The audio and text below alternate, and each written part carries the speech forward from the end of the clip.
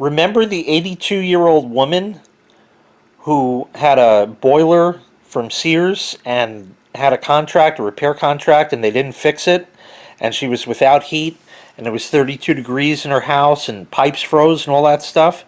And the title of the video was, "Nobody helps those who can't help themselves." Well, apparently somebody did. Now, I think the gesture is very nice.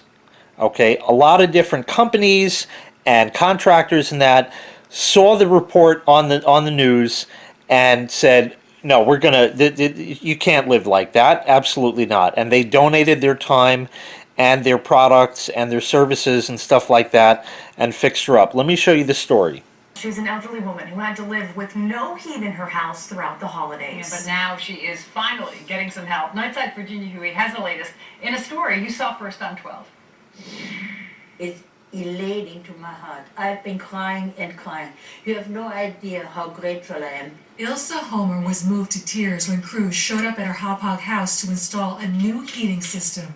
As News 12 Long Island first reported last Wednesday, the 83-year-old has been living without heat or running water for 6 weeks. When I first saw the report on the news, I was upset. Hearing about Homer's hardship moved Popular Plumbing, Home Depot, Weil McLean, and Blackman Plumbing Supply to donate their time and products to fix the problems free of charge. We saw on News 12 that there was a customer in need, so we reached out to her to help her. Don't like anybody not having heat, especially in the winter. Homer's troubles started on Thanksgiving Day when her boiler broke. It is so cold in her house, chunks of ice have formed in her flower vase. But even worse, several pipes froze and burst, causing floods and destroying many of her belongings, including priceless family heirlooms. Homer blames Sears, the company she bought the boiler from 10 years ago, for failing to honor her contract to fix the broken boiler. If it was up to Sears, we would never get heat. A spokesman for Sears told News 12, quote, "Our home services team is committed to addressing Ms. Homer's concerns. However, we have been unable to reach her." Bullshit. Homer says Sears sent her more than 24 text messages, making and canceling All service automated. appointments in the weeks since her boiler broke.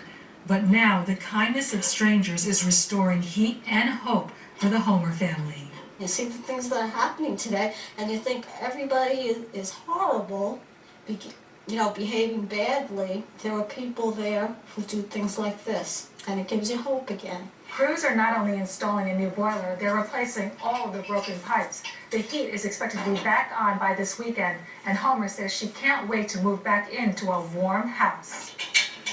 I will be so elated when we have heat back. You have no idea. We were cold for so long. And thanks to these wonderful, kind people, we're going to have heat. In Hauppauge, Virginia Huey, News 12, Long Island. Well, I think it is great that those companies donated all of their products, services, time, etc., to getting her back on track and getting her heat back up and running and fixing all the pipes. That's a really nice gesture. It was I don't know if it's a charity case per se, because she first of all, she shouldn't have had to pay to begin with because she had that damn contract. And as far as I said in the other video, as far as Sears, like I said, they've been going out of business for the last 15 fucking years. They can't get that shit straight. How are they going to fix this lady's boiler? Well, it's really true. They couldn't get their shit together.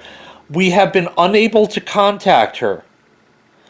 Okay, well, they did say that she's going to move back into her house, so maybe she doesn't have a cell phone, possibly. I don't know. It's a little hazy in that area. But even so, all of these companies donated all of that stuff to get everything back up and running.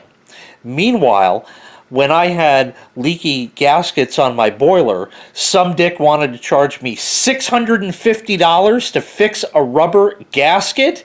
Get the fuck out of here. Get the fuck out of my house and don't ever return.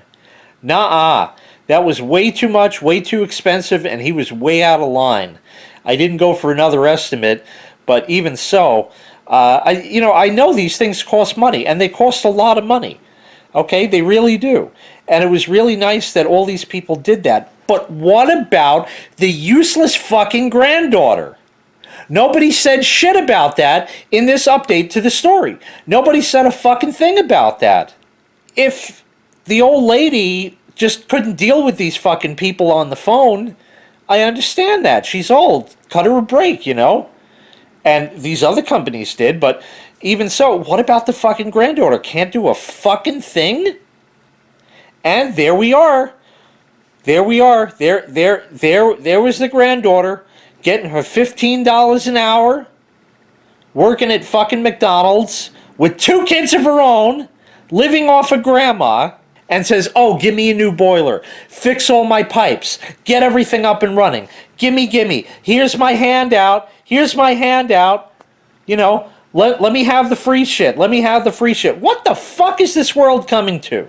Really, the blame here is on Sears because, again, like I said, they don't know their ass from their elbow, and certainly as far as plumbing goes, they certainly don't know what an elbow is either. But anyways, they can't get their shit together. They showed all those text messages that were there, and, you know, all it was automated shit.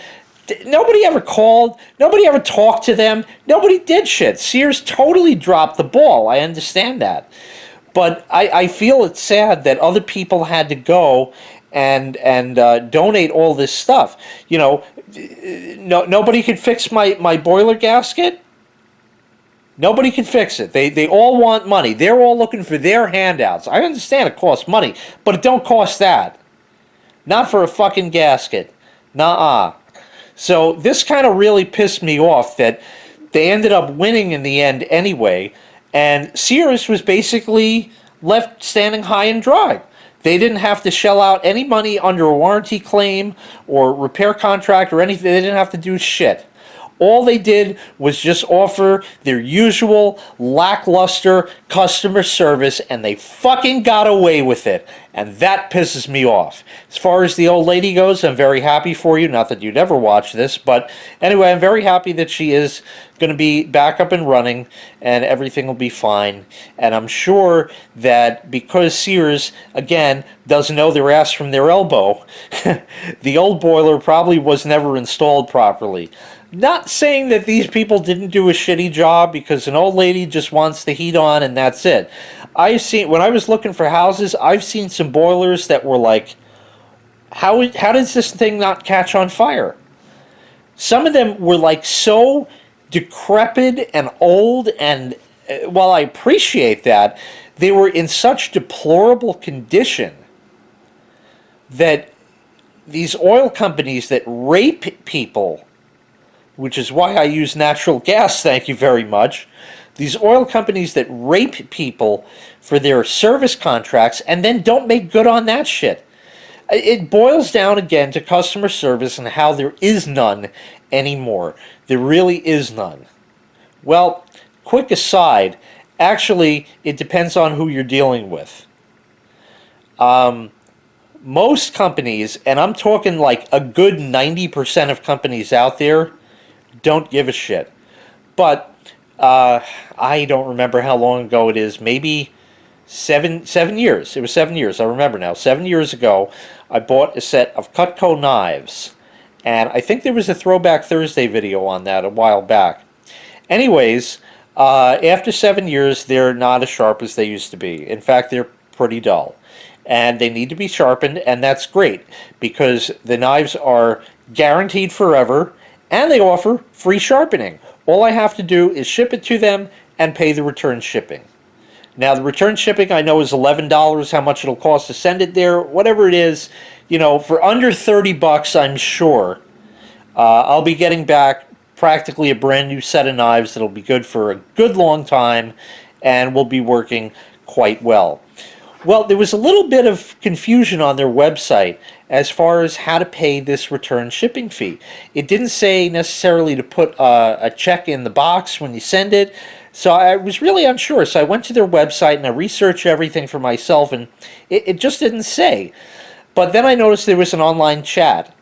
Now, we've done that. Oh, your place in queue is 35. We're experiencing a higher than normal chat volume. You know, or on the phone, forget it, you know. So I said, what the fuck. Hit chat, start chat. What's your name? Type it in. Good. Your position in queue is 1. Hi, this is Melissa. How can I help you? She writes. So I said, yeah, I just have a question about that. Oh, sure. It's very simple. You can either just make a check out payable to us and put it in the box, or if you don't include any payment, we're going to send a bill back with it, and then you can call our 800 number and pay by credit card if you'd like. Anything else I can help you with? Nope, that's it. Thanks so much. Under a minute, done. That's a company that gives a shit about their customers. Those knives cost me over $1,000. It was worth every penny and more. And I will have them for the rest of my life. Thanks so much for watching. Make sure you click like, make sure you click subscribe, and take care. We'll see you next time. Bye-bye.